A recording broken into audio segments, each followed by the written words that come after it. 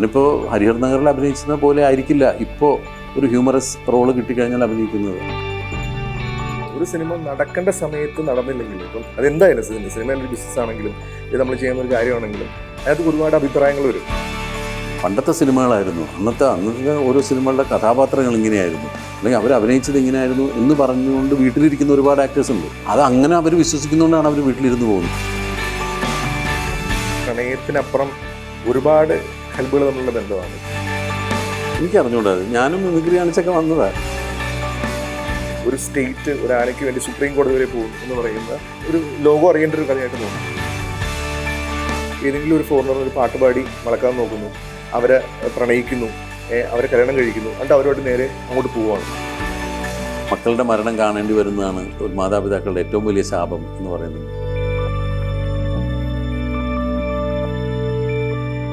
റിപ്പോർട്ടറിനൊപ്പം Sajid Yahiya, Siddique. Welcome. Thank U.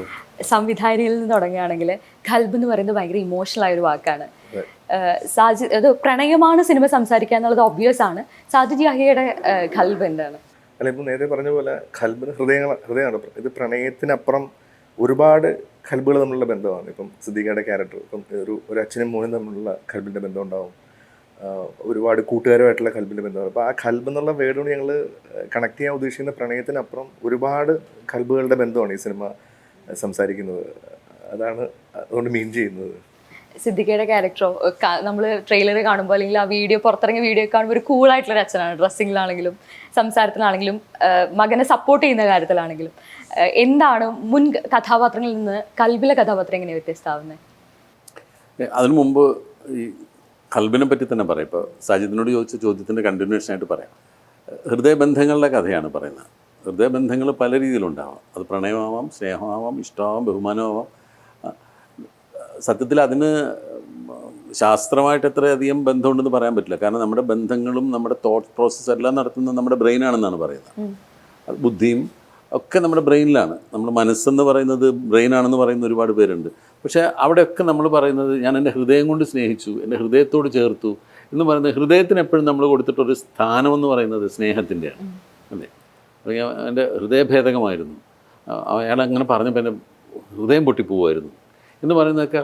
പക്ഷേ ഇതൊക്കെ നമ്മളെ ബാധിക്കുന്നത് നമ്മുടെ മനസ്സിനെയാണ്. നമ്മുടെ തലച്ചോറാണ് ഇതെല്ലാം നമ്മളെ കാണുന്നതും കേൾക്കുന്നതും നമുക്ക് ഇത്തരം ചിന്തിക്കാനുള്ള നമുക്ക് പവർ തരുന്നതും എല്ലാം നമ്മുടെ ബ്രെയിൻ ആണെങ്കിൽ പോലും ഹൃദയത്തിൻ്റെ ജോലി എല്ലാ സ്ഥലത്തും ബ്ലഡ് എത്തിക്കുക എന്നുള്ളത് മാത്രമേ ഉള്ളൂ. പക്ഷെ അങ്ങനെയല്ല നമ്മൾ ഹൃദയത്തെ കാണുന്നത്. നമ്മൾ ഒരാളോട്ട് എനിക്കൊരു ഹൃദയബന്ധമുണ്ടെന്ന് പറയുന്നത് ഞാൻ സംസാരിക്കുന്നത് ഹൃദയത്തിൽ നിന്നാണ്, എൻ്റെ ബ്രെയിനിൽ നിന്നല്ല. ഞാൻ ഇൻ്റലിജൻ്റായിട്ടല്ല ഒരു കാര്യം നോക്കിക്കാണുന്നത്, ഞാൻ കുറച്ചുകൂടെ ഇമോഷണലായിട്ടാണ് ആണ് എന്നത് പറയുന്നത്. അതിന് ഹൃദയത്തിനെ നമ്മൾ അങ്ങനെയാണ് കാണുന്നത്. അതുകൊണ്ടാണ് ഞങ്ങൾ ഈ സിനിമയ്ക്ക് ഹൃദയം എന്ന് പേരിടാൻ കാര്യം, ഖൽബ് എന്ന് പറയുന്ന പേര്. പിന്നെ ഹൃദയം എന്ന് പറയുന്നതിനേക്കാൾ കുറച്ചും കൂടെ പവർ തോന്നും അല്ലേ ഖൽബ് എന്ന് പറയുമ്പോൾ? കുറച്ചുകൂടെ ഇൻറ്റൻസ് ആയിട്ട് തോന്നും. ആ സമയത്ത് നമ്മൾ ഹാർട്ട് എന്ന് പറഞ്ഞാൽ അത്രയും തോന്നില്ല, അത് കുറച്ചും കൂടി സയൻറ്റിഫിക് ആയിട്ടേ തോന്നുള്ളൂ എന്നതുപോലെയാണ്. അത് ഇപ്പം നമ്മുടെ ചെവി എന്ന് പറയുന്നത് എൻ്റെ ചെവിയിൽ വന്ന് പറഞ്ഞു എന്ന് പറയുന്നതിനേക്കാൾ എൻ്റെ കാതിലാണ് വന്ന് മന്ത്രിച്ചതെന്ന് പറയുന്നതിന് ഒരു ഭംഗിയാണ്. അങ്ങനെ ചില വാക്കുകൾക്കൊരു ഭംഗിയുണ്ട്. അതുകൊണ്ടാണ്. പിന്നെ ഇതിൻ്റെ ഒരു ശബ്ദം നമുക്ക് കേൾക്കാൻ രസമാണ്. ഖൽബ് എന്ന് പറയുന്നതിന് അധികം വാക്കുകൾക്ക് അങ്ങനെ ക്യൂ വെച്ചിട്ട് നമ്മൾ തുടങ്ങുന്ന വാക്കുകളില്ല. അല്ലെങ്കിൽ മലയാളത്തിലെ ഖ എന്ന അക്ഷരത്തിൽ തുടങ്ങുന്ന വാക്കുകൾ നമുക്ക് വളരെ കുറവാണ്. അതുകൊണ്ടൊക്കെയാണ് ഖൽബ് എന്ന് നമ്മൾ പേരിടുമ്പോഴും ആ പേര് മറ്റൊരാൾ പ്രൊനൗൺസ് ചെയ്യുമ്പോഴൊക്കെ ആ പേരിനൊരു സുഖമുണ്ട്. ഇതിൽ അച്ഛൻ എന്ന് പറയുന്നത് ഈ മകനുമായി വളരെയധികം ഹൃദയബന്ധമുള്ള ഒരാളാണ്. എല്ലാവരെയും ഹൃദയം കൊണ്ട് സ്നേഹിക്കുന്ന ഒരാളാണ് അയാൾ. അത്രയും സിൻസിയറായിട്ടുള്ള ഒരു ഓപ്പണായിട്ടുള്ള ഒരു ഫാദറാണ്. അപ്പോൾ മകൻ എന്തെങ്കിലും ഒരു പ്രശ്നം ഉണ്ടായിക്കഴിഞ്ഞാൽ അയാൾ മകൻ്റെ കൂടെ നിൽക്കുന്ന ഒരാളാണ്. അപ്പോൾ മകനൊരു വേദന ഉണ്ടായാൽ അയാൾ മകനെ സമാധാനിപ്പിക്കുന്ന ഒരു അച്ഛനാണ്. പലർക്കും നമുക്ക് അത്തരം അച്ഛന്മാരില്ല അല്ലേ? നമ്മുടെ ഒരു വിഷമങ്ങൾ എന്ന് പറയുമ്പോൾ ചിലപ്പോൾ വഴക്ക് പറയുന്ന അച്ഛന്മാരുള്ള എത്രയോ കുട്ടികളുണ്ട്. പരീക്ഷയിൽ മാർക്ക് കുറഞ്ഞു പോയാൽ ഒരു അച്ഛനോട് എന്ന് പറയാൻ ഭയപ്പെടുന്ന എത്രയോ കുട്ടികളുണ്ട്. ശരിക്കും ഒരു അച്ഛൻ ചെയ്യേണ്ടത് അത് സാരമില്ല, നമുക്ക് അടുത്ത പരീക്ഷയിൽ നല്ല മാർക്ക് മേടിക്കാമല്ലോ, മോൻ കുറച്ചുകൂടെ ശ്രദ്ധിച്ച് പഠിച്ചാൽ പോരെ എന്ന് പറഞ്ഞാൽ ആ കുട്ടി ഒരുപാട് സന്തോഷിക്കും. ചിലപ്പോൾ അവൻ വളരെ വിഷമിച്ചിട്ടായിരിക്കും ഈ പ്രോഗ്രസ് കാർഡൊന്നും ഒപ്പിടിക്കാൻ കൊണ്ടിരുന്നത്. അതിന് അവനെ വഴക്ക് പറഞ്ഞ്. അപ്പോൾ ഞാൻ ജീവിതത്തിലും അങ്ങനത്തെ ഒരു അച്ഛനല്ല. ഞാൻ എപ്പോഴും കുട്ടികളുടെ കൂടെ തന്നെ നിൽക്കുകയും കുട്ടികളോടൊപ്പം കുട്ടികളുടെ സന്തോഷത്തിന് വേണ്ടി നിൽക്കുന്ന ഒരാളാണ്. അപ്പോൾ അതുകൊണ്ട് എനിക്ക് ഈ സിനിമയിലെ ക്യാരക്ടർ എൻ്റെ സ്വഭാവമായിട്ട് കുറച്ചുകൂടെ റിലേറ്റ് ചെയ്യാൻ പറ്റും. ഞാൻ മുമ്പ് മറ്റ് ഇൻ്റർവ്യൂസൊക്കെ കേൾക്കുമ്പോൾ ഞാൻ ശ്രദ്ധിച്ചൊരു കാര്യം, ഇങ്ങനെ സിദ്ദിഖയുടെ ക്യാരക്ടറുമായിട്ട് യോജിച്ചുള്ള കഥാപാത്രങ്ങൾ മുമ്പ് ചെയ്തിട്ടില്ല എന്നാണ് പറഞ്ഞത്. അപ്പോൾ അങ്ങനെ നോക്കുമ്പോൾ ഇതാണോ കൂടുതൽ ഇതുവരെ ചെയ്തതിൽ റിലേറ്റ് ചെയ്യാൻ പറ്റുന്ന ഒരു ക്യാരക്ടർ ഇതാണ്, കുറച്ചുകൂടെ യോജിക്കുന്നൊരു കഥാപാത്രം ഇതാണ്. ഇപ്പോൾ എന്ന് കരുതി സിനിമയിലെ പോലെ ഞാൻ ചെന്നിട്ട് എൻ്റെ മോനോട് നീ ആ പെണ്ണിനോട് പോയിട്ട് നിൻ്റെ ഇഷ്ടം പറയുന്നത് പറഞ്ഞിട്ടില്ല. അങ്ങനെ പറഞ്ഞിട്ടില്ലെങ്കിൽ പോലും പക്ഷേ എൻ്റെ മകൻ്റെ ഒരു ഇഷ്ടം ഉണ്ടായപ്പോൾ ഞാൻ അവൻ്റെ ഇഷ്ടത്തോടൊപ്പമാണ് നിന്നത്. അങ്ങനെയാണ് അവൻ്റെ കല്യാണമൊക്കെ നടന്നത്. അല്ലാണ്ട് ഞാൻ അതിനൊന്നും എതിർത്ത് പറയുന്ന ഒരാളല്ല. അപ്പോൾ ഇതിൽ പറയുന്നുണ്ട്, ഞാൻ സമയമാകുമ്പോൾ പറയാം, എന്നോട് നീ സമയമാകുമ്പോൾ പറഞ്ഞാൽ മതി, പക്ഷേ ആ പെണ്ണിനോട് നീ സമയത്ത് പറഞ്ഞില്ലെങ്കിൽ കാര്യം നടക്കൂലേട്ടാ എന്ന് പറഞ്ഞു കൊടുക്കുന്ന ഒരു അച്ഛനാണ്.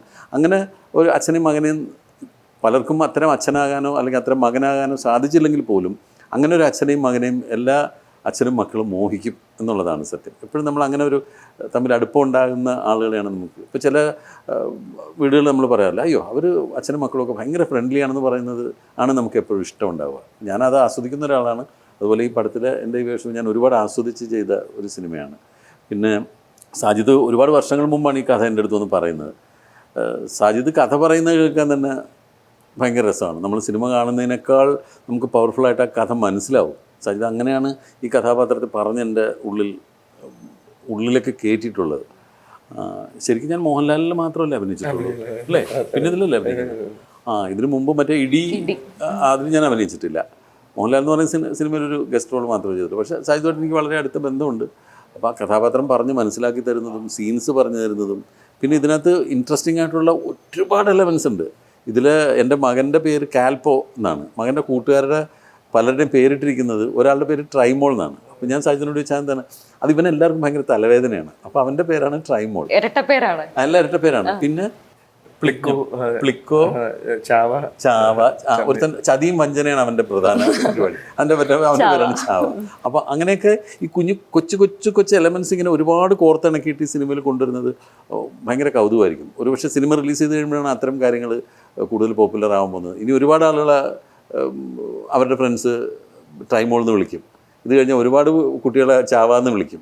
അങ്ങനെയൊക്കെയുള്ള കുറേ എലമെൻറ്റ്സ് ഉണ്ട്. അത് പ്രത്യേകിച്ച് ഈ തിക്ക് ഫ്രണ്ട്ഷിപ്പിനെ സപ്പോർട്ട് ചെയ്യുന്ന ഒരുപാട് കാര്യങ്ങളുണ്ട്. അതുപോലെ മനസ്സിൽ നമുക്ക് തറച്ചു കയറുന്ന ഒരുപാട് സംഭാഷണങ്ങളുണ്ട്. ഞാൻ ചില സംഭാഷണങ്ങളൊക്കെ പറയുമ്പോൾ വളരെ ഇമോഷണലായിട്ട് തന്നെ പറയേണ്ട കാര്യങ്ങളുണ്ട്. അതിനൊന്നും എനിക്ക് ഒട്ടും ഒരു പ്രയാസം തോന്നിയിട്ടില്ല. കാരണം അത്രയും ആ രീതിയിലാണ് സംഭാഷണങ്ങൾ എഴുതിയിട്ടുള്ളതും അത് പറയുന്നതും. മക്കളുടെ മരണം കാണേണ്ടി വരുന്നതാണ് ഒരു മാതാപിതാക്കളുടെ ഏറ്റവും വലിയ ശാപം എന്ന് പറയുന്നുണ്ട്. അത് എല്ലാ മാതാപിതാക്കളും സമ്മതിക്കുന്ന ഒരു കാര്യമാണ്. അച്ഛനമ്മമാരുടെ മരണം ഒരുപാട് മക്കൾ കാണും, അല്ലെങ്കിൽ സഹോദരങ്ങളുടെ കാണും, സുഹൃത്തുക്കളുടെ കാണും. പക്ഷേ മക്കളുടെ മരണം കാണേണ്ടി വരിക എന്ന് പറയുന്നത് എല്ലാ മാതാപിതാക്കളുടെയും ഒരു ശാപമാണ്. അപ്പോൾ അത്തരം ഒരുപാട് ഇമോഷണലായിട്ട് മനസ്സിൽ കുത്തി തിറക്കുന്ന ഒരുപാട് സംഭാഷണങ്ങളൊക്കെ ഉള്ള ഒരു നല്ല ഒരു സിനിമ തന്നെയായിരിക്കും. ഇതൊരു മ്യൂസിക്കൽ സിനിമയാണോ? അങ്ങനെ ഒരു ഫീല് തോന്നുന്നുണ്ട്. അതെ, മ്യൂസിക് ഭയങ്കര ഇമ്പോർട്ടൻ്റ്. സിനിമയിൽ തന്നെ 10-18ഓളം സോങ്ങുകളുണ്ട്, 22 ട്രാക്കുകൾ ഈ സിനിമയിലുണ്ട്. അപ്പം മ്യൂസിക്കിലൂടെ നമ്മൾ പറഞ്ഞു പോകുന്ന കുറേ എലമെൻറ്റ്സ് ഈ പറഞ്ഞ നമ്മളിപ്പോൾ ഈ പടം ഷൂട്ട് ചെയ്തിരിക്കുന്ന ആലപ്പുഴ എന്നൊരു സ്ഥലത്താണ്. എൻ്റെ നാടാണ് അതാണ്. അപ്പം ഈ ആലപ്പുഴ നമ്മൾ എപ്പോഴും ആലപ്പുഴ എന്ന് പറയുമ്പോൾ ആൾക്കാർക്ക് എപ്പോഴും വരുന്നത് ഹൗസ് ബോട്ട്സും കുട്ടനാടോ ഇല്ലെങ്കിൽ അങ്ങനൊരു ആലപ്പുഴ മാത്രമേ കണ്ടിട്ടുള്ളൂ. പക്ഷേ അതൊരു കോസ്റ്റൽ ഏരിയ ഉണ്ട്, ഭയങ്കര ബ്യൂട്ടിഫുൾ ആയിട്ട്. പണ്ട് ആലപ്പുഴ പോർട്ടായിരുന്നപ്പം അവിടെ ബിസിനസ് ചെയ്യാൻ വന്ന കച്ചിമെമ്മമാരും ഗുജറാത്തികളും ഡച്ചുകാരും പോർച്ചുഗീസുകാരൊക്കെ താമസിക്കുന്ന ഓരോ കോളനികൾ ഇപ്പോഴും അവിടെ ആ സെയിം ആർക്കിടെക്ചറിൽ ഇപ്പോഴും തന്നെ നിൽക്കുന്നുണ്ട്. അപ്പം അവിടെ അവരുടെയൊക്കെ ഇപ്പോഴത്തെ തലമുറ താമസിക്കുന്നുണ്ട്. ഈ ആംഗ്ലോ ഇന്ത്യൻസ് ആണ് അവിടെ കൂടുതലും ഉള്ളത്. ബീച്ച് സൈഡ് ടൂറിസമാണ് അവിടുത്തെ ഏറ്റവും വലിയ ബിസിനസ് എന്ന് പറഞ്ഞാൽ. അവിടുത്തെ ഉമ്മമാർ വരെ ബ്രിക്കോളിയെ കുറിച്ചും അല്ലെങ്കിൽ പാസ്തയൊക്കെയാണ് ബ്രേക്ക്. അതാണ് എല്ലാവരും അവരുടെ വീട്ടിൽ ചെറിയ ബിസിനസ് റൺ ചെയ്യുന്നത്. ഫോറിനേഴ്സ് ഏറ്റവും കൂടുതൽ വരുന്ന ബീച്ചിൽ ഒന്നാണ് ആലപ്പുഴയിൽ. അപ്പം ആ ഒരു ടെറൈൻ, ആലപ്പുഴയുടെ ആ ഒരു ഫേസാണ് നമ്മൾ സിനിമയിൽ മാക്സിമം എക്സ്പ്ലോർ ചെയ്യാൻ ശ്രമിച്ചിരിക്കുന്നത്. ഈ ആംഗ്ലോ ഇന്ത്യൻസ് എന്ന് പറയുമ്പം അവർ ഭയങ്കര ഇമോഷൻസ് കണക്ട് ചെയ്യുന്ന ആൾക്കാരാണ്. ഇപ്പം അവരുടെ വിവാഹ ജീവിതം തന്നെ ആണെങ്കിലും ഭയങ്കര അവരുടെ റിലേഷൻഷിപ്പ് ആണെങ്കിലും ഇപ്പം അവരുടെ മരണശേഷം എൻ്റെ ഫ്രണ്ട്സിൻ്റെ എപ്പോഴും അവരെല്ലാ ഫംഗ്ഷനുകളിലും അവരുടെ ബർത്ത്ഡേക്ക് ആനിവേഴ്സറിക്ക് എല്ലാം ഇവർ മക്കളുമായിട്ട് അവരുടെ സിമെട്രിയിൽ പോവുകയും അവിടെ അവർക്ക് ഇഷ്ടമുള്ള പാട്ടുകൾ പാടിക്കൊടുക്കുകയും എന്ന് പറഞ്ഞാൽ അങ്ങനെ ഒരു ഭയങ്കര രസമുള്ള കൾച്ചറാണ്. ഭയങ്കര സ്നേഹമുള്ള ആളുകളാണ്. അപ്പം ആ ഒരു ടെറൈനിലാണ് സിദ്ദിഖ് അതാണ് സായിപ്പ്, ഒരു ഗില്ലപ്പി സായിപ്പ് എന്നാണ് ക്യാരക്ടറിൻ്റെ പേര്. അപ്പം ഈ സിനിമ ആദ്യമായിട്ട് എഴുതി കഥയായി 2016-17 സമയത്ത് ഞാൻ സിദ്ദിഖ് എൻ്റെ ഒരു കഥയുണ്ട്. വേറൊന്നും ആയിട്ടില്ല, പ്രൊഡക്ഷൻ ആയിട്ടില്ല, ആർട്ടിസ്റ്റ് ആയിട്ടില്ല, ഒന്നും ആയിട്ടില്ല. പക്ഷെ എനിക്ക് സിദ്ദിഖിൻ്റെ ഈ കഥയൊന്ന് പറയണം, നീ വീട്ടിലേക്ക് വാ എന്ന് പറഞ്ഞു. അങ്ങനെ ഞാൻ നേരെ വീട്ടിൽ പോയി സിദ്ദിഖിയുടെ റൂമിലിരുന്ന് ഈ കഥ ഞാൻ പറഞ്ഞു. അവിടെ ഇത് ഉഗ്രനാണ്, ഇത് അടിപൊളിയാവും എന്നൊക്കെ പറഞ്ഞ് പിന്നെ ഒരുപാട് ഇതിനകത്ത് കുറേ താമസം എടുത്തു ഈ സിനിമ സംഭവിക്കാൻ വേണ്ടി. ഒരുപാട് തടസ്സങ്ങളുണ്ടായി, അതെല്ലാം ബ്രേക്ക് ചെയ്ത് പിന്നെയും 12 പിന്നെ ഓണായപ്പോൾ 23 ഓണായപ്പോൾ ഞാൻ വീണ്ടും വിളിച്ചു. അപ്പം നീ വാ എന്ന് പറഞ്ഞു. ഞാൻ ചെന്നപ്പോൾ എനിക്ക് പൂരിയും കുറച്ച് മുട്ടയൊക്കെ തന്നത് അത് കഴിക്കാൻ പറഞ്ഞു. ഞാനതൊക്കെ കഴിച്ചു എന്ന് പറഞ്ഞ്. അപ്പം ഞാൻ സിദ്ദിഖ പഴയ കഥ തന്നെയാണ് എന്ന് പറഞ്ഞ്. എടാ എനിക്ക് ഒന്നുകൂടി നീ എന്ന് പറഞ്ഞാൽ എന്ന് പറഞ്ഞു. പിന്നെയും ഒരു 2-2.5 മണിക്കൂർ എനിക്ക് വേണ്ടി പിന്നെയും സ്പെൻഡ് ചെയ്യുകയാണ് അദ്ദേഹത്തിന് ഇത്രയും ബിസി ഷെഡ്യൂളിൽ. അങ്ങനെ ഞാൻ വീണ്ടും കഥ പറയുന്നു. ഞാൻ അന്നേ ഞാൻ ഓക്കെയാണ്, പക്ഷേ എന്നെ കൊണ്ട് ഒന്നുകൂടി പറയിപ്പിക്കാൻ വേണ്ടി ഞാൻ പറഞ്ഞാണ്. അങ്ങനെ വീണ്ടും ഞങ്ങൾ ആ കഥ പറഞ്ഞു. അപ്പം എൻ്റെ ഏറ്റവും വലിയ ആഗ്രഹമാണ് സിദ്ദിഖായിട്ടൊരു മുഴുനീള സിനിമ ചെയ്യണമെന്ന്. അത് ഏറ്റവും ബെസ്റ്റായിട്ട് സിദ്ദിഖ ഡെലിവറി ചെയ്തിട്ടുണ്ട്. പിന്നെ അത് മാത്രമല്ല, ഇപ്പം ഈ സിനിമയിൽ ഞാൻ ഇതിനു മുമ്പ് പല സിനിമകളിലും വർക്ക് ചെയ്തിട്ടുണ്ട്. അപ്പം നമ്മളിപ്പോൾ ഒരു സീൻ എനിക്ക് അങ്ങനെ വർക്ക് ചെയ്യാൻ ഭയങ്കര ഇഷ്ടമാണ്. ഇപ്പോൾ ഈ ആർട്ടിസ്റ്റ് ആണെങ്കിലും ടെക്നീഷ്യൻസിൽ അവരുടെ ഇൻപുട്സ് എടുക്കാൻ ഭയങ്കര ഇഷ്ടമാണ്. അപ്പോൾ പല ആൾക്കാരും പല സജഷൻസും പറയാറുണ്ട്. ഈ സിനിമയിൽ സിദ്ദിഖ പറഞ്ഞ ഒരു സജഷൻ പോലും എനിക്ക് വേണ്ടാന്ന് തോന്നിയിട്ടില്ല. അത് സിദ്ദിഖയുടെ എക്സ്പീരിയൻസ് ആണ്. സിദ്ദിഖയുടെ ഇത്രയും നാളത്തെ സിനിമകൾ ചെയ്തിട്ടുള്ളൂ, ഇത്രയും നാളത്തെ എക്സ്പീരിയൻസ് അതിന് മാക്സിമം ഞാൻ യൂട്ടിലൈസ് ചെയ്തിട്ടുണ്ട് ഈ സിനിമയ്ക്കായിട്ട്. ഇപ്പോൾ അർജുൻ റെഡ്ഡി, കബീർ സിംഗ് പോലുള്ള സിനിമകളുമായിട്ട് കൽബിനെ താരതമ്യം ചെയ്തുകൊണ്ടു, അതെങ്ങനെയാണ് വരുന്നത്? അല്ല, ഒരിക്കലും അങ്ങനൊരു സിനിമയല്ല കൽബ്. ഞാൻ നേരത്തെ പറഞ്ഞ പോലെ ഇപ്പം എൻ്റെ നാട്ടിൽ പണ്ട് എൻ്റെ കൂടെ പഠിച്ച ഒരുപാട് എൻ്റെ ഫ്രണ്ട്സ് ഇന്ന് US-ലും നോർവേയിലേക്കാണ്. അവർ 10ാം ക്ലാസ് പോലും പാസ്സായിട്ടില്ല. അപ്പം ഇവരുടെ ഏറ്റവും വലിയ ഇപ്പോൾ ആലപ്പുഴയിലെ ഏറ്റവും വലിയൊരു സ്റ്റൈൽ എന്ന് പറഞ്ഞാൽ അവിടെ എല്ലാവരും മുടി വളർത്തുക, അല്ലെങ്കിൽ പാച്ച് ജീൻസ് ഇടുക, വോണബിയെ ഡ്രസ്സ് ചെയ്യുക, എന്നിട്ടൊരു ഇംഗ്ലീഷ് പാട്ട് എങ്ങനെയും കാണാതെ പഠിക്കുക, ഒരു ഗിറ്റാറിൻ്റെ 3 റിബ് പഠിക്കുക. എന്നിട്ട് അവിടെ വരുന്ന ഫോറിനേഴ്സ് ഏതെങ്കിലും ഒരു ഫോറിനറിന് ഒരു പാട്ട് പാടി വളക്കാൻ നോക്കുന്നു, അവരെ പ്രണയിക്കുന്നു, അവരെ കല്യാണം കഴിക്കുന്നു, എന്നിട്ട് അവരോട് നേരെ അങ്ങോട്ട് പോവുകയാണ്. എന്ന് പറഞ്ഞാൽ ലൈഫ് അവരുടെ ഏറ്റവും വലിയ ആഗ്രഹം എന്ന് പറയുന്നത് US-ൽ അല്ലെങ്കിൽ ഇവിടുന്ന് പോയി ഈ നാട്ടിൽ നിന്ന് പോവുക എന്നുള്ളതാണ്. അതായത് അവരുടെ പ്രണയം എന്ന് പറയുന്ന ഒരു പാസ്പോർട്ടാണ്, ഒരു ഒരു ഒരു ഒരു ഒരു അമേരിക്കൻ പാസ്പോർട്ടാണ് അവരുടെ പ്രണയം എന്ന് പറഞ്ഞാൽ. അങ്ങനെ പ്രണയത്തെ ഒരുപാടുണ്ട്. അത് തന്നെയാണ് ഈ സിനിമയുടെ ബേസിക് അറിയും. അങ്ങനെ പ്രണയത്തെ ഒരു പാസ്പോർട്ടായി കാണുന്ന ഒരാളുടെ ലൈഫിലേക്ക് ഒരു റിയൽ പ്രണയം വന്നാൽ എങ്ങനെ ഉണ്ടാവും? അതാണ് ഈ സിനിമയിൽ നമ്മൾ അത് എത്രത്തോളം ഇൻറ്റൻസ് ആയിരിക്കും എന്ന് പറഞ്ഞാൽ അത്രയും സിമ്പിളായിട്ട് കണ്ടൊരു സംഭവത്തിലൂടെ അയാൾ അത്രത്തോളം ബ്യൂട്ടിഫുൾ ആയിട്ട് ആ പ്രണയത്തിലൂടെ അവൻ ജനിച്ച ഈ നാടിനെ അവൻ വേറൊരു വ്യൂ പോയിന്റിൽ കാണുന്നതാണ് ഈ സിനിമയുടെ ബേസിക് തോട്ട്. ഒരിക്കലും ഒരു ഭയങ്കര വയലൻസോ ഇല്ല അങ്ങനത്തെ ഒരു സിനിമയല്ല ഇത്. ഏത് രീതിയിൽ അതിനെ റിലേറ്റ് ചെയ്ത് സംസാരിച്ചത്? ഇത് ഞാൻ ഈ പറഞ്ഞ പോലെ ഇപ്പം നമ്മൾ നേരത്തെ പറഞ്ഞു ഇന്റൻസ് മാത്രമല്ല, ഇപ്പം അങ്ങനെ ഒരാൾക്ക് ഒരു റിയൽ പ്രണയം വരുമ്പം അയാളുടെ പോയിന്റ് ഓഫ് വ്യൂ എല്ലാം അയാൾ കാഴ്ചപ്പാടുകൾ മൊത്തം മാറുവാണ്. അത് പ്രണയത്തിലൂടെയാണ് ആ കാഴ്ചപ്പാടുകൾ മാറുന്നത്. അപ്പം പ്രണയത്തിന് വളരെ ഇമ്പോർട്ടൻ്റ് ആയിട്ടുള്ള ഒരു പ്ലോട്ടാണ്. അതാണ് നേരത്തെ പറഞ്ഞ പോലെ മ്യൂസിക്കലി നമ്മൾ ഡ്രൈവ് ചെയ്തിട്ടുള്ള നമ്മളൊരു 7 സ്റ്റേജസ് ഓഫ് ലവ് എന്ന രീതിയിൽ ട്രീറ്റ് ചെയ്തിരിക്കുന്നത്. ആലപ്പുഴ മാത്രമാണ് ലൊക്കേഷൻ വരുന്നത്. പടം കംപ്ലീറ്റ് ഷൂട്ട് ചെയ്യുന്നത് ആലപ്പുഴയാണ്. 2-3 സോങ് സീക്വൻസുകൾ മാത്രം നമ്മളൊരു ഡ്രീം സീക്വൻസ് പോകുന്ന പോലെ നമ്മൾ പുറത്ത് കുറച്ചൊരു വിഷ്വലി രാജസ്ഥാനിൽ ഞങ്ങൾ ഷൂട്ട് ചെയ്തിട്ടുണ്ട്, ഹൈദരാബാദ് ഷൂട്ട് ചെയ്തിട്ടുണ്ട്, പിന്നെ തമിഴ്നാട് കുറച്ച് ഭാഗങ്ങൾ ഷൂട്ട് ചെയ്തിട്ടുണ്ട്. പക്ഷേ സിനിമ നടക്കുന്ന പശ്ചാത്തലം മൊത്തം ആലപ്പുഴ തന്നെയാണ്.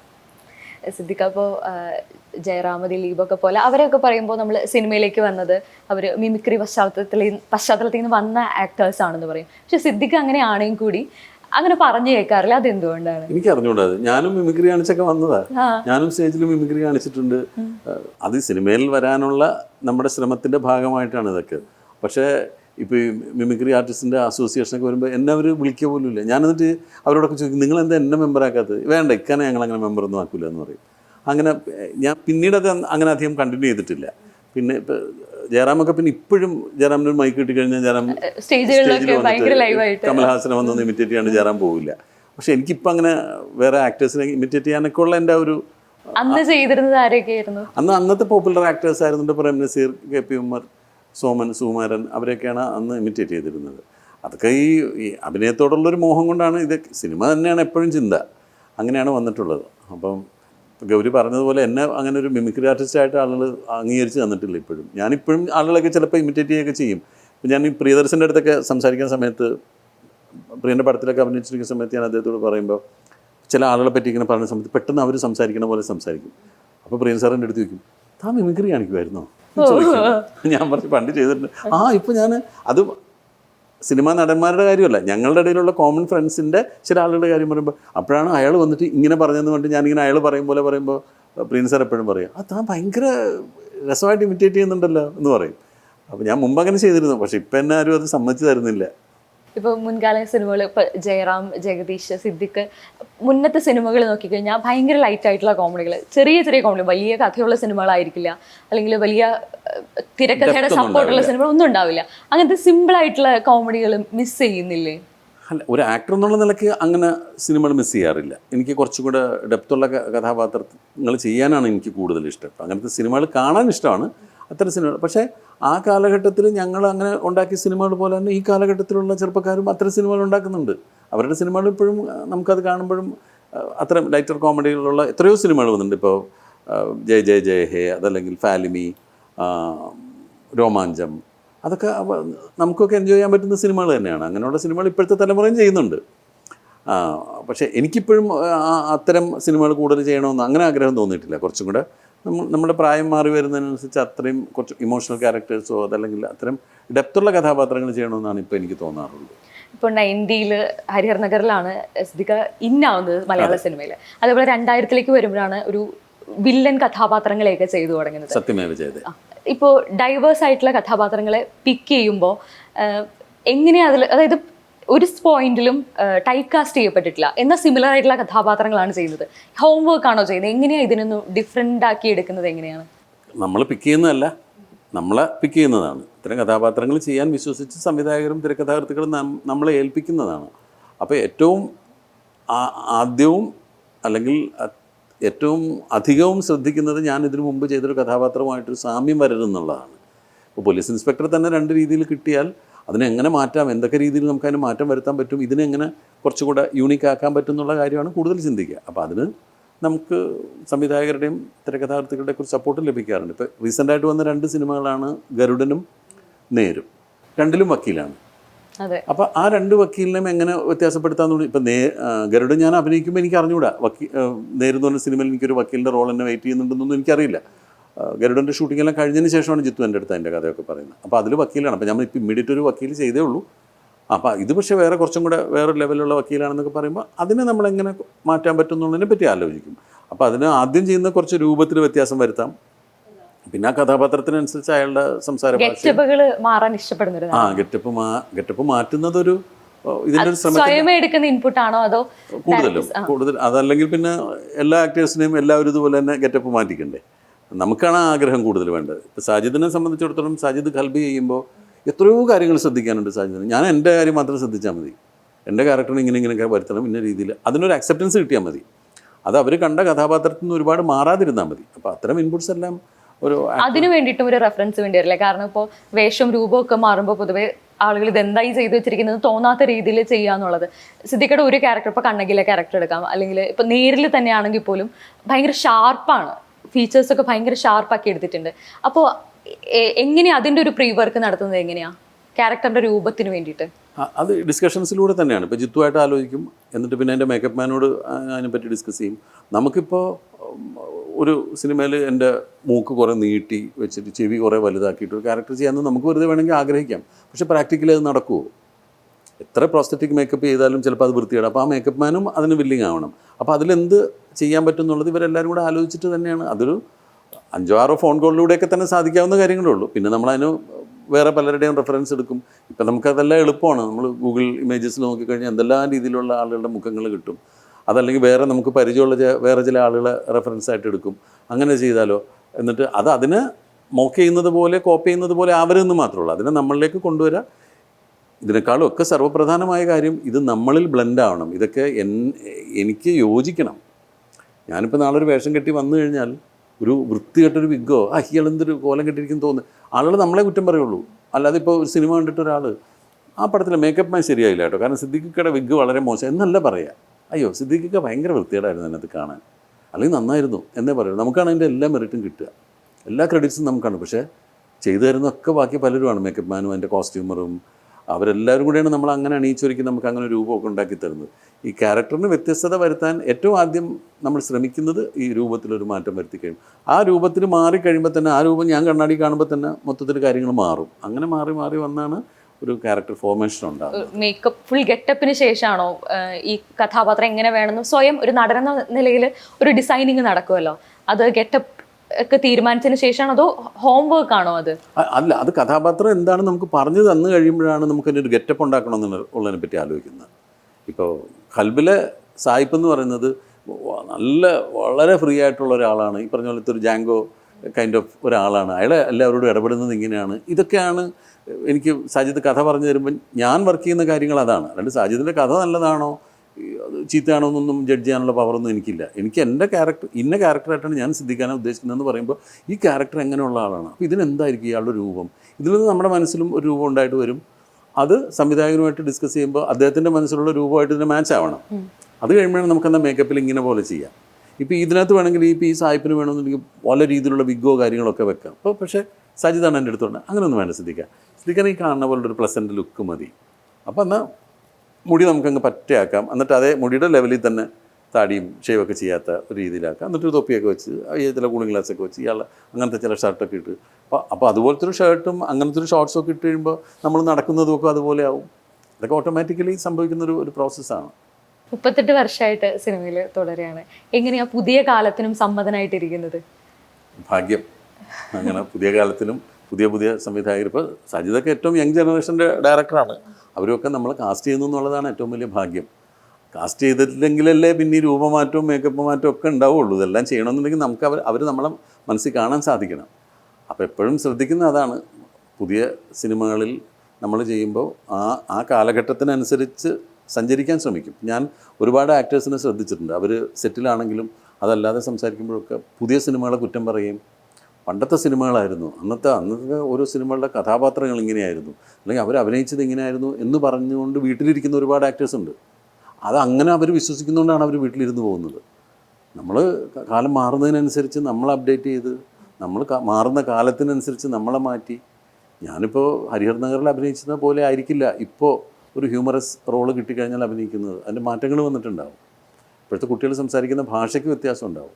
അപ്പോൾ അവരൊക്കെ ആയിട്ട് ഇടപഴകി നമ്മൾ പക്ഷെ ആ ഭാഷ പോലെ അഡാപ്റ്റ് ചെയ്യുന്ന കൂട്ടത്തിലാണ് സിദ്ദിഖാൻ പലപ്പോഴും തോന്നിയിട്ടുണ്ട്. ഇപ്പോൾ റോളുകൾ പറയുകയാണെങ്കിൽ ഇപ്പോൾ ക്രിസ്മസ് കാലം ന്യൂ ഇയർ കാലം ചോട്ട മുംബൈ പറയാതെ ഒരിക്കലും കടന്നു പോകുന്നില്ല. അങ്ങനെയുള്ള കഥാപാത്രങ്ങളെ എങ്ങനെയാണത് ചെയ്തെടുക്കുന്നത്? എങ്ങനെയാണെന്ന് പറഞ്ഞാലും നമ്മളിപ്പോൾ അതിന് നമ്മൾ സപ്പോർട്ട് ചെയ്യാൻ ഒരുപാട് പേരുണ്ടല്ലോ. ഇപ്പോൾ ചോട്ടാ മുംബൈ ഡബ് ചെയ്യുമ്പോൾ throughout Benny P Narambalam dubbing തിയേറ്ററിലുണ്ട്. അപ്പോൾ ബെന്നിക്കും എനിക്കും അറിയാം ആ കൊച്ചി ഭാഗത്തുള്ള ഭാഷ അറിയാം. അപ്പോൾ അതിൽ അന്ന് ചെയ്തിട്ടുള്ള ബെന്നി എൻ്റെ അടുത്ത് ആദ്യം തന്നെ പറഞ്ഞത്, സിദ്ദിഖേട്ടൻ ഈ വില്ലൻ ക്യാരക്ടേഴ്സൊക്കെ ചെയ്ത് ഈ ശബ്ദത്തിനൊരു ബേസ് വന്നിട്ടുണ്ട്, നമുക്ക് ആ ബേസ് അങ്ങ് കട്ട് ചെയ്യാം. ഇങ്ങനെയുള്ള ആളുകൾ സംസാരിക്കുന്ന എപ്പോഴും ഒരു ഹയർ പിച്ചിലായിരിക്കും. ഇപ്പോൾ എന്താടാ എന്ന് ചോദിക്കുന്ന പോലെ അല്ലല്ലോ എന്താടാ എന്ന് ചോദിക്കുന്നതിനൊരു വ്യത്യാസമുണ്ട്. അപ്പോൾ നമുക്കൊരു കാര്യം ചെയ്യാം, മൈക്ക് പൊക്കി വെച്ചിട്ട് നമ്മൾ ഇങ്ങനെ എത്തിച്ച് സംസാരിക്കുമ്പോൾ ഈ ബേസ് നമ്മുടെ അങ്ങ് കട്ടാവും. അപ്പോൾ അങ്ങനെ നിന്നിട്ടാണ് പടം മൊത്തം ഡബ് ചെയ്തത്. ആശാനെ ഞങ്ങൾ സ്നേഹിച്ചിട്ടേ ഉള്ളൂ എന്ന് പറയുന്നത് അങ്ങനെ പിടിച്ചു നിന്നിട്ടാണ്. അപ്പോൾ അത്തരം മാറ്റങ്ങളൊക്കെ വരുത്താനുള്ള ശ്രമങ്ങൾ നമ്മുടെ ഭാഗത്തുനിന്നുണ്ടാവും. ഇപ്പോൾ ഇടി മോഹൻലാൽ, അത് കഴിഞ്ഞിട്ട് ഇപ്പോൾ ഖൽബാണ്, അത് കഴിഞ്ഞ് വരാനിരിക്കുന്ന അരിക്കൊമ്പനാണ്. ഇമോഷണലി ഹുക്ക് ചെയ്യുന്ന കഥയാണ് ഇപ്പോൾ ഇനി ഈ 2 സിനിമകളും. ട്രാക്ക് മാറുകയാണോ? ട്രാക്ക് മാറുന്നില്ല. ഇതല്ലേ ഓരോ സിനിമകളും നമ്മളെ ഒരുപാട് കാര്യങ്ങൾ പഠിപ്പിക്കുമല്ലോ.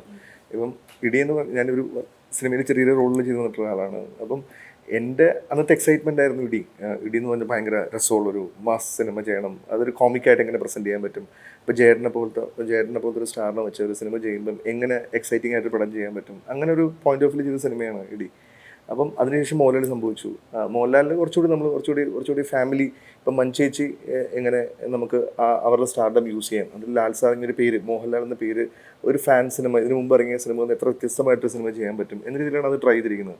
അപ്പം അതിൽ നമ്മൾ ഈ 2 സിനിമകൾ നമ്മൾ കുറേ കാര്യങ്ങൾ പഠിപ്പിച്ചിട്ടുണ്ട്. അപ്പം അതിലുള്ള ഏറ്റവും റിഫൈൻഡ് ആയിട്ടുള്ള എൻ്റെ വേർഷൻ ആയിരിക്കും ഖൽബ്. കുറച്ചുകൂടി ഞാൻ നേരത്തെ പറഞ്ഞ പോലെ കുറച്ചുകൂടി ഇൻറ്റൻസ് ആയിട്ടുള്ള ഒരു 7 സ്റ്റേജസ് ഓഫ് ലവ്, ഒരു ഹൃദയം പ്രണയത്തിലാവുന്ന 7 സ്റ്റേജസുകളെ വളരെ സാധാരണക്കാരുടെ ലൈഫിൽ, ഒരിക്കലും പോയിട്രിക്കായിട്ടോ ഭയങ്കര സൂഫി ഫിലോസഫി ആയിട്ടൊന്നും അല്ല, വളരെ സാധാരണക്കാരിൽ സംഭവിക്കുന്നത് ഇത് തന്നെയാണ്. ഈ സെയിം ഇമോഷണൽ എല്ലാ ചേഞ്ചും ഉണ്ടാകുന്നത് അതിൽ വളരെ സാധാരണ ഒരു നമ്മൾ കണ്ടിട്ടുള്ള കുറേ ജീവിതങ്ങളിൽ അപ്ലൈ ചെയ്ത് നോക്കാം. അങ്ങനെ അപ്ലൈ ചെയ്തുണ്ടാക്കിയൊരു സിനിമയാണ് ഖൽബ്. അപ്പം ഖൽബ് സംഭവിച്ചപ്പോൾ അരിക്കൊമ്പൻ ഓൾമോസ്റ്റ് അതിൻ്റെ പരിപാടികളൊക്കെ കഴിഞ്ഞ് അതിൻ്റെ CG പരിപാടികളൊക്കെ നടന്നുകൊണ്ടിരിക്കുന്നു. അതും ഇതുപോലെ കുറച്ച് ഈ പറഞ്ഞ പോലെ ഒരു സാമൂഹിക പ്രസക്തിയുള്ളൊരു വിഷയമാണ്. എന്ന് പറഞ്ഞാൽ ഒരു ആന, ഒരു സ്റ്റേറ്റ് ഒരു ആനയ്ക്ക് വേണ്ടി സുപ്രീം കോടതി വരെ പോകുന്നു എന്ന് പറയുന്ന, എന്നാൽ മനുഷ്യന് മേലില്ലാത്തൊരു രാജ്യത്ത് ഒരു മൃഗത്തിന് വേണ്ടി ഒരു നിൽക്കുന്ന ആ ഒരു ഇമോഷൻ എങ്ങനെ നമുക്ക് അതൊരു ലോകം അറിയേണ്ട ഒരു കഥയായിട്ട് തോന്നി. അപ്പം അത് ഒരു സിനിമയിലൂടെ എത്രത്തോളം ബ്യൂട്ടിഫുൾ ആയിട്ട് ചെയ്യാൻ പറ്റുമെന്ന് ട്രൈ ചെയ്യും. അപ്പോൾ ഷെയ്നിൽ നിന്ന് കഥാപാത്രം മറ്റൊരു നടനിലേക്ക് എത്തുന്നൊരു സാഹചര്യം അല്ല, ഞാൻ പറഞ്ഞല്ലോ, ഒരു സിനിമ നടക്കേണ്ട സമയത്ത് നടന്നില്ലെങ്കിൽ, ഇപ്പം അതെന്തായാലും സിനിമയിലൊരു ബിസിനസ് ആണെങ്കിലും ഇത് നമ്മൾ ചെയ്യുന്ന ഒരു കാര്യമാണെങ്കിലും അതിനകത്ത് ഒരുപാട് അഭിപ്രായങ്ങൾ വരും.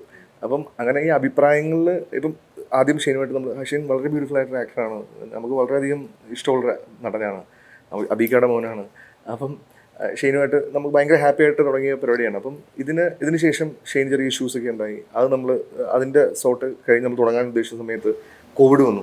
അപ്പം ഈ ടൈം ഗ്യാപ്പിൽ ഞാൻ പറഞ്ഞു ഒരുപാട് അഭിപ്രായങ്ങൾ ഇതിനകത്ത് ഇപ്പം വെറുതെ ഇരിക്കുന്ന കുറേ ആൾക്കാർ അതിലൊക്കെ പറയും, മനസ്സിലായി. അപ്പം അങ്ങനെ ഒരു അഭിപ്രായങ്ങളിൽ ഈ സിനിമ ചെയ്യുന്നുണ്ടെങ്കിൽ കംപ്ലീറ്റ്ലി നമ്മൾ വിചാരിച്ച ഈ സിനിമ ഇപ്പം നാളെ എന്ത് സംഭവിച്ചാലും അത് എൻ്റെ തെറ്റാന്ന് എനിക്ക് തോന്നണം. അതായത് ഞാൻ കാരണമാണ് ഇത് ഹിറ്റായത്, ഇല്ലെങ്കിൽ ഞാൻ കാരണമാണ് ഇത് വർക്കാകാൻ തോന്നണം എന്നൊരു തോട്ട് എനിക്ക് ആദ്യം മൂലം ഉണ്ടായിരുന്നു. അപ്പം ആ ഇതിന് വേണ്ട എന്ന് വളരെ ഹാപ്പിലി വളരെ സന്തോഷത്തോടെ നമുക്ക് ഇനി ഒരു ഫ്യൂച്ചറിൽ എവിടെയെങ്കിലും ഒരു പടം ഞാൻ ടീച്ചറൊക്കെ ഷെയ്ൻ അയച്ചു, ഷെയ്ൻ നന്നായിട്ട് നിൽക്കാന്നൊക്കെ മെസ്സേജ് അയച്ചു. അപ്പം അത് അങ്ങനെ ഇതിൻ്റെ സംഭവം ഞമ്മളെ ഇത് സംഭവിക്കേണ്ട സമയത്ത് ഇങ്ങനെയാണ്, ഇങ്ങനൊരു പുതിയ ആൾക്കാരെ ചെയ്യേണ്ട സിനിമയായി ഇത് മാറി. അത് ഏറ്റവും ഹാപ്പി ആയിട്ട് ഏറ്റവും നന്നായിട്ട് അത് ചെയ്യാവുന്ന എല്ലാ ഹാർഡ് വർക്കും ചെയ്തിട്ടുള്ള സിനിമയാണ്. ചിലപ്പോൾ നേരത്തെ ചോദിച്ച പോലെ സിദ്ദീഖ എന്ന് പറയുന്നത് നമ്മുടെയൊക്കെ ചൈൽഡ്ഹുഡ് ഹീറോ ആണ്. ഇപ്പം നിങ്ങളിപ്പോഴത്തെ ട്രെൻഡ് സെറ്റ് പറയുന്നതിന് മുമ്പ് പണ്ട് പോലും ഞാൻ ഇപ്പോൾ സിദ്ദീഖ പലരും സംസാരിക്കും, അന്നും ബനീൻസും പാച്ച് ജീൻസുകളും ഇല്ലെങ്കിൽ അന്നത്തെ സ്റ്റൈൽ ഷൂസുകളും ഫൈറ്റിലൊക്കെ ഒരു സ്റ്റൈലൊക്കെ ഉണ്ട് സിദ്ദീഖ. അപ്പം എൻ്റെ കസിൻ ഉണ്ട് ആറോസ്, ഞങ്ങൾ രണ്ടും ഹാർഡ് കോർ സിദ്ദീഖ ഫാനാണ്. അപ്പോൾ അത് ഏറ്റവും വലിയ എൻ്റെ എക്സൈറ്റ്മെന്റ് എന്ന് പറഞ്ഞാൽ ഞങ്ങളുടെ ചൈൽഡ്ഹുഡ് ഹീറോയെ വെച്ചിട്ട് ഒരു ഹീറോ കൈൻഡ് ഓഫ് ഒരു മൂവി നമുക്ക് ചെയ്യാൻ പറ്റുന്നു എന്നുള്ളതാണ്. അത് ഏറ്റവും ബെസ്റ്റായിട്ട് നമുക്ക് ഡെലിവർ ചെയ്യാൻ പറ്റും എന്നുള്ളതാണ് എൻ്റെ ഒരു പരിപാടി. ഇപ്പോൾ മലയാള സിനിമ എന്താ പറയുക സോഷ്യൽ മീഡിയ വഴി പ്രൊമോഷനൊക്കെ നടന്ന് തുടങ്ങിയ കാലത്ത് തന്നെയാണ് സിനിമാ പ്രാന്തന് വരുന്നത്. സിനിമയോടുള്ള സ്നേഹം കൊണ്ടാണോ അതോ എന്തായിരുന്നു ഒരു ബിസിനസ് മോഡൽ എന്നുള്ള രീതിയിലാണോ അത് കൊണ്ടുവന്നത്? ഇപ്പം ഏറ്റവും ഇപ്പം നേരത്തെ പറഞ്ഞ പോലെ ഡിജിറ്റലി ഏറ്റവും കൂടുതൽ സപ്പോർട്ട് വേണ്ട ഒരു ഇൻഡസ്ട്രിയാണ് മലയാളം. കാരണം വളരെ ചെറിയ ബഡ്ജറ്റിൽ മാർക്കറ്റിംഗ് നമുക്ക് വളരെ ചെറിയ ബഡ്ജറ്റേ ഉള്ളൂ ഒരു സിനിമ ജനങ്ങളിലേക്ക് എത്തിക്കാൻ വേണ്ടി. അതായത് ഒരു വർഷത്തെ ടോട്ടൽ ബിസിനസ് എന്ന് പറയുന്നത് ഷാറൂഖ് ഖാൻ്റെയോ സൽമാൻ ഖാൻ്റെയോ ഒരു സിനിമ ഈക്വൽസ് ടു ആണ് ഹോൾ ബിസിനസ് മലയാളത്തിൽ നടക്കുന്നത്. അങ്ങനെ ഒരു ഇൻഡസ്ട്രി നിന്നാണ് ഈ ലോകം അല്ലെങ്കിൽ ഇന്ത്യ മൊത്തം അല്ലെങ്കിൽ ലോകത്ത് മൊത്തം ഏറ്റവും കൂടുതൽ കണ്ടന്റുകൾ ആളുകൾ ശ്രദ്ധിക്കുന്നത് നമ്മുടെ ഇൻഡസ്ട്രിയിൽ നിന്നാണ്. അപ്പോൾ അങ്ങനെ ഒരു ഇൻഡസ്ട്രിയിൽ ഓൺലൈനിലെ സാധ്യതകൾ എങ്ങനെ യൂട്ടിലൈസ് ചെയ്യാമെന്നൊരു തോട്ടിലാണ് സിനിമാ പ്രാന്തം എന്ന് പറയുന്ന ഒരു പേജ് 2010 ഞങ്ങൾ തുടങ്ങുന്നത്. അതിൽ നിന്ന് നമ്മളത് വെബ്സൈറ്റായി, അതൊരു പ്രൊഡക്ഷൻ കമ്പനിയായി. ആ പ്രൊഡക്ഷൻ കമ്പനി ഞങ്ങൾ പ്രൊഡ്യൂസ് ചെയ്യുന്ന 3 സ്റ്റേറ്റ് അവാർഡുകൾ കിട്ടി. അങ്ങനെ നമുക്ക് നല്ലത് മാത്രമേ അൾട്ടിമേറ്റ്ലി അതിൻ്റെ ഉദ്ദേശം ഞങ്ങൾ ഒരു സിനിമ ഇതുവരെ മോശം പറഞ്ഞിട്ടില്ല, ഒരു റോങ് ആയിട്ടുള്ള കണ്ടന്റും ആ പേജ് വഴി ഞങ്ങൾ പോസ്റ്റ് ചെയ്തിട്ടില്ല. നിങ്ങൾക്ക് ഇപ്പോഴും നോക്കാം, ഞങ്ങൾ ആരെയും റിവ്യൂ ബോംബിംഗ് ഒക്കെ ചർച്ചയാവുന്ന സമയത്ത് അതിൽ പ്രതികരിക്കാൻ പറ്റുന്ന ഒരാൾ സാധ്യതയായിരിക്കും. കാരണം മലയാള സിനിമ പ്രൊമോഷൻ ഓൺലൈൻ പ്രൊമോഷനിൽ തുടങ്ങിയ സമയം തുടങ്ങി സിനിമാ പ്രാന്തനുമുണ്ട്.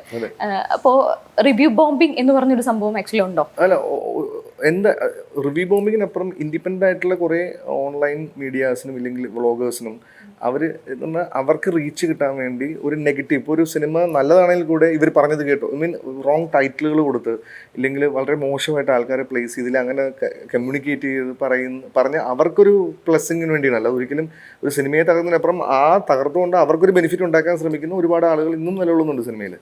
അതുകൊണ്ടാണ് അത് എല്ലായിടത്തും ഉണ്ട്. ഇപ്പം സിനിമയിൽ മാത്രമല്ല, ഏത് ബിസിനസ് നോക്കിയാലും ഏത് സംഭവത്തിൽ നോക്കിയാലും ഇങ്ങനെ ഒരു വിഭാഗം ഉണ്ടാവും. ആ വിഭാഗം സിനിമയിലും ഉണ്ട്. ആ റിവ്യൂ ബോംബിങ് തന്നെയാണ് അത്. ഒരുപാട് സിനിമകൾ പണ്ട് ഇപ്പോൾ ടിനു പാപ്പച്ചൻ ദിവസം പറഞ്ഞ പോലെ പണ്ട് ഇപ്പോൾ ഒരു ആവറേജ് സിനിമ ഒരു ഇതില്ല, മനസ്സിലായില്ലേ? ഒന്നെങ്കിൽ ഹിറ്റ് ഇല്ലെങ്കിൽ ഫ്ലോപ്പ്. ഈ ആവറേജ് എന്നുള്ള സിനിമകളെ ഇവർ ഇല്ലാണ്ടാക്കുവാണ്. അപ്പം അതൊന്നും ഒരിക്കലും ചെയ്യരുതെന്ന് തന്നെയാണ് ഞാനും പറയുന്നത്. കാരണം സിനിമ എന്ന് പറയുന്നത് ഇപ്പം നേരത്തെ പറയും അവരുടെ എഫേർട്ട് അവർ 100 രൂപ മുടക്കി എല്ലാം ശരിയായിരിക്കാം, പക്ഷേ അത് പറയുന്ന ഭാഷ ഇല്ലെങ്കിൽ ഇവിടുത്തെ നമുക്ക് സിനിമയ്ക്ക് വേണ്ടി നിലകൊള്ളുന്ന കുറേ ആളുകൾ ഇവർ പറയുന്ന ഭാഷയും ഇല്ലെങ്കിൽ വിളിക്കുന്ന പേരുകളൊക്കെ അധിക്ഷേപം തന്നെയാണ്. അത് ചെയ്യരുത് തന്നെയാണ് എൻ്റെ ഒരു പോയിന്റ് ഓഫ് വ്യൂ. ഷിക്ക, സിനിമ തുടങ്ങിയ കാലം തുടങ്ങിയ റിവ്യൂവിങ് ഉണ്ടായിരുന്നല്ലോ. അപ്പോൾ അതിനെ പോസിറ്റീവായിട്ട് മാത്രമേ, അതായത് നെഗറ്റീവായിട്ട് അത് ഓഡിയൻസിൽ എത്തും എന്നെങ്ങനെ പറയാൻ പറ്റും? അല്ല, അന്നത്തെ റിവ്യൂ എന്ന് പറയുന്നതിന് കുറച്ചുകൂടി സീരിയസ്നെസ് ഉണ്ടായിരുന്നു. അപ്പോൾ എഴുത്തിലും ഭയങ്കര കണിശമായിട്ട് വിമർശിക്കുന്ന എഴുത്തുകൾ ഉണ്ടായിരുന്നു. ഞാൻ മുമ്പും പറഞ്ഞിട്ടുണ്ട്. ഇപ്പോൾ ചെമ്മീൻ എന്ന് പറയുന്ന സിനിമയുടെ റിവ്യൂ ആണ് ഞാൻ ആദ്യമായിട്ട് വായിക്കുന്നത്. റിവ്യൂ ഞാൻ സ്കൂളിൽ പഠിക്കുന്ന കാലത്താണ്. അന്ന് ആ റിവ്യൂ എഴുതിയ ആരാണെന്ന് എനിക്ക് ഓർമ്മയില്ല, കോഴിക്കോടനാണോ എന്ന് സംശയമുണ്ട്. അന്ന് ചെമ്മീൻ എന്ന് പറയുന്ന സിനിമയെ പറ്റി റിവ്യൂ എഴുതിയിരിക്കുന്നത് മാർക്കസ് ബട്ട്ലി എന്ന് പറയുന്ന പ്രശസ്തനായ ക്യാമറാമാൻ്റെ ബ്യൂട്ടിഫുൾ ഫ്രെയിംസ് സിനിമയെ പലപ്പോഴും കഥയിൽ നിന്നും പ്രേക്ഷകനെ മാറ്റിക്കളയുന്നു എന്നാണ് വിമർശകൻ എഴുതിയത്. അതായത് അത്രയും നല്ല ഫ്രെയിംസ് വേണ്ടെന്ന്. അന്ന് കളറിൽ നമ്മൾ ചെമ്മീൻ കണ്ട് ആളുകൾ കോരിത്തരിച്ചതാണ് ആ സിനിമയുടെ ഓരോ ബ്യൂട്ടിഫുൾ ഫ്രെയിംസ് കണ്ടിട്ട്. അദ്ദേഹം എഴുതിയത് പലപ്പോഴും കടലിൻ്റെ ഭംഗിയും അസ്തമയ സൂര്യൻ്റെ ഭംഗിയും ആസ്വദിച്ചിരിക്കുമ്പോൾ നമ്മൾ പളനിയെയും കറുത്തമ്മയും മറന്നു പോകുന്നു എന്നാണ്. അതായിരുന്നു വിമർശനം. അദ്ദേഹത്തിൻ്റെ കാഴ്ചപ്പാട് അതായിരുന്നു. അത്ര അല്ലാത്തൊരു ബ്ലാക്ക് ആൻഡ് വൈറ്റ് സിനിമയായിരുന്നു കുറച്ചും കൂടെ സിനിമയിലേക്ക് ഒന്നും കൂടെ പ്രേക്ഷകൻ്റെ ആത്മാവിനെ പിടിച്ചുകൊണ്ടുവരാൻ പറ്റുന്നതാണ് ഒരു റിവ്യൂവർ എഴുതിയത്. അങ്ങനെയാണ് നമ്മളന്ന് റിവ്യൂ കണ്ടിരുന്നത്, ഒരു വിമർശനം എന്ന് പറയുന്ന. ഒരു സിനിമയെപ്പറ്റി അതിൻ്റെ റിവ്യൂ എഴുതുന്നത്. അങ്ങനെ ഇപ്പോൾ എം കൃഷ്ണൻ നായർ സാറിൻ്റെ സാഹിത്യ പാരഫലമുണ്ട്. അദ്ദേഹം വായിക്കുന്ന എല്ലാ പുസ്തകങ്ങളെക്കുറിച്ചും എല്ലാ കഥകളെക്കുറിച്ചിട്ടും അദ്ദേഹം വിമർശനങ്ങൾ തന്നെ നടത്തും. നല്ല പോയിന്റിന് നല്ലതെന്ന് പറയും, ചീത്ത എന്ന് പറയും.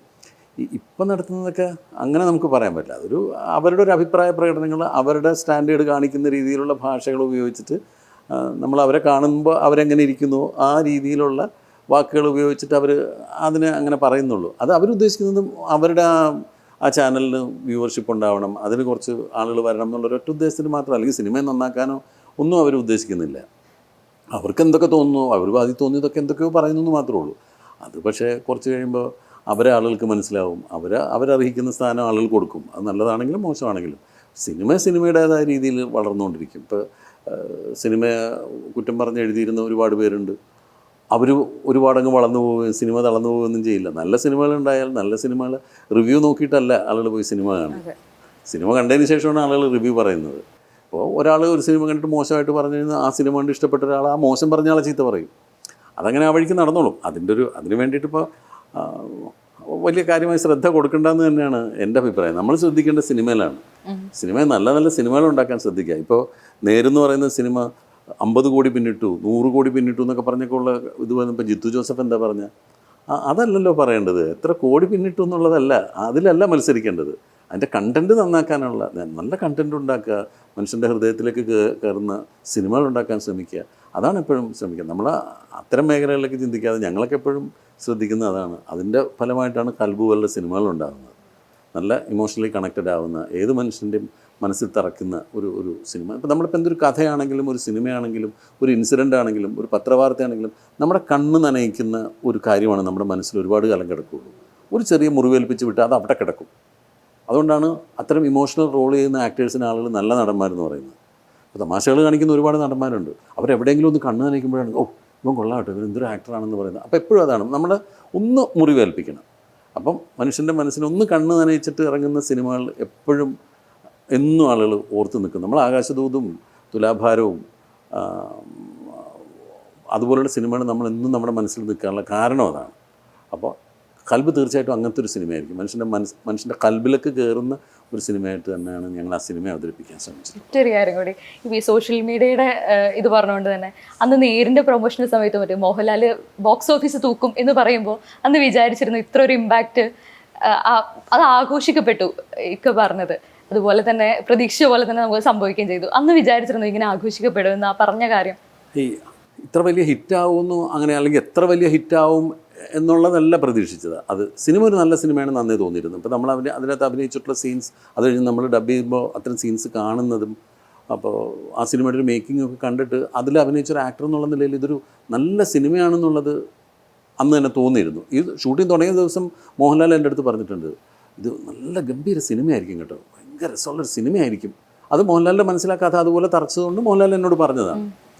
അപ്പോൾ ഈ ഹിറ്റാവണേൻ്റെ കാര്യങ്ങൾ പറഞ്ഞു, ഇപ്പോൾ ലാലേട്ടൻ്റെ തിരിച്ചു വരവ് എന്നൊക്കെ ഇങ്ങനെ ആൾ പറഞ്ഞപ്പോഴാണ് ഞാൻ പറഞ്ഞത്. അതിപ്പം സിനിമയ്ക്ക് ഇപ്പോൾ മോഹൻലാൽ എന്ന് പറഞ്ഞൊരു ആക്ടർ നമുക്കങ്ങനെ ഒരു സിനിമ വെച്ചോ 10 സിനിമ വെച്ചോ ഒന്നും എഴുതി തള്ളാനൊന്നും പറ്റില്ല. കാരണം അദ്ദേഹം ചെയ്തു വെച്ചുള്ള ക്യാരക്ടേഴ്സ് ഇങ്ങനെ കിടക്കുകയല്ലേ. അതുകൊണ്ടാണ് ഞാൻ പറഞ്ഞത്, ഇപ്പോൾ കണ്ടിന്യൂസ് ആയിട്ട് നമുക്കിപ്പോൾ ബോക്സ് ഓഫീസിലൊരു 10 ഫ്ലോപ്പ് ഉണ്ടായാലും ഒറ്റ ഹിറ്റ് മതി, മോഹൻലാൽ എവിടെയോ പോവും എന്ന് ഞാൻ പറഞ്ഞത് അതുകൊണ്ടാണ്. പക്ഷേ അത് എന്തോ ആ പറഞ്ഞ സമയത്തിൻ്റെ ഗുണം കൊണ്ടോ അല്ലെങ്കിൽ ആ സിനിമയുടെ ഒരു അത്രയും നല്ലൊരു സിനിമ ആയതുകൊണ്ടൊക്കെ ആ സിനിമ നമ്മുടെ ഒന്നും കൈകളിൽ നിൽക്കാതെ അങ്ങനെ വളർന്നങ്ങ് പോയി. അതിലൊരുപാട് സന്തോഷം. അതുപോലെ ഈ സിനിമയും അതുപോലെ വലിയൊരു സിനിമയാവട്ടെ. എനിക്ക് ഞാൻ ആ സിനിമ ആസ്വദിച്ച പോലെ തന്നെ ഈ സിനിമയെ ഞാൻ അത്രയധികം ഞാൻ എക്സ്പെക്റ്റ് ചെയ്യുന്നുണ്ട്. കാരണം ഇതിലുണ്ട് അങ്ങനെ മനുഷ്യൻ്റെ മനസ്സിൽ മുറിവേൽപ്പിക്കുന്ന ഇൻസിഡൻസ് ഉണ്ട്, അതിന് അത്തരം ഒരു കഥയുണ്ട്. അങ്ങനത്തെ പിന്നെ ഒരുപാട് കാലമായി നമ്മളൊരു ലവ് സ്റ്റോറി കണ്ടിട്ട്, ഒരു ഗാഠ പ്രണയത്തിൻ്റെ ഒരു കഥ. ഇപ്പോൾ സജിത് നേരത്തെ പറഞ്ഞ പ്രണയം എന്ന് പറയുന്ന ഒരു പാസ്പോർട്ടായിട്ട് കണ്ടിരുന്ന ഒരു ചെറുപ്പക്കാരനാണ്. എങ്ങനെയെങ്കിലും ഏതെങ്കിലും ഒരു മദാമയെ പ്രണയിച്ചിട്ട് എവിടെയെങ്കിലും പോയിട്ട് ലൈഫ് അങ്ങ് സെറ്റിൽ ആവണം എന്ന് മാത്രം വിചാരിച്ച് നടന്നിരുന്ന ഒരു ചെറുപ്പക്കാരൻ്റെ മനസ്സിലേക്ക് ഒരു ഗാഠ പ്രണയം കടന്നു വരുന്നതാണ്. അതൊന്നും അല്ല പ്രണയം എന്ന് പറയുന്നത്. ഇതാണ് ശരിയായ പ്രണയം എന്ന് കാണിച്ചു കൊടുക്കുന്ന ഒരു കഥയാണ്. ഈ സിനിമ തീർച്ചയായിട്ടും പ്രേക്ഷകർ അക്സെപ്റ്റ് ചെയ്യുമെന്ന് തന്നെയാണ് എൻ്റെ പ്രതീക്ഷ. അങ്ങനെ അക്സെപ്റ്റ് ചെയ്യണമെന്നാണ് എൻ്റെ പ്രാർത്ഥന. കൽബിന് എല്ലാവിധ ആശംസകളും. Thank you.